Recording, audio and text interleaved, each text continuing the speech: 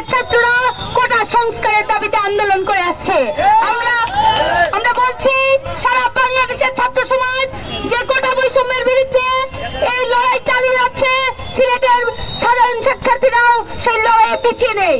আমরা বলতে চাই, আজকে আপনারা দেখেছেন আমরা রাষ্ট্রপতি বরাবরে স্মারকলিপি পেশ করেছি, অবিলম্বে যাতে জরুরি অভ্যাস জারি করে সংসদ অধিবেশনের মাধ্যমে আমাদের এই দাবি দেওয়ার পক্ষে মেনে নেওয়ার পক্ষে এই আইনসভায় আমাদের কোটা যৌক্তিক সংস্কার করা হয়।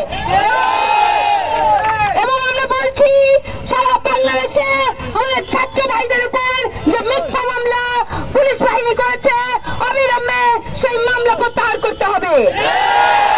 আমরা তাদেরকে 24 ঘন্টা আলটিমেটাম বেঁধে দিয়েছি, এর মধ্যে যদি তারা আমাদের যৌক্তিক দাবি মেনে না নেয়, এই বাংলার অপময় ছাত্র সমাজ সারা বাংলাদেশকে অচল করে রেখে দিবে।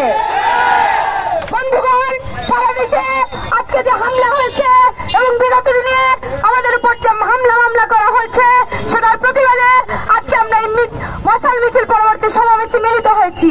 আপনারা দেখেছেন ঢাকায় কিভাবে, কুমিল্লায় কিভাবে করে আমাদের ছাত্র বন্ধুদের আঘাত করা হয়েছে। আমরা বলতে চাই, এই হামলা করে মামলা করে ভয় দেখিয়ে ছাত্র সমাজকে দমিয়ে রাখা যাবে না। আপনারা সবাই জানেন আমাদের প্রত্যেকটা বিশ্ববিদ্যালয়ে শিক্ষার্থীদের জন্য আলাদা কোটার ব্যবস্থা রয়েছে। তারা যে ক্লাসরুমে ক্লাস করে, আমরা সাধারণ শিক্ষার্থীরাও সেই রুমে ক্লাস করি, একই সাথে পড়াশোনা করে, তারা কেন আবার চাকরি ক্ষেত্রে আলাদা সুযোগ পাবে? আপনাদের কাছে প্রশ্ন রেখে গেলাম।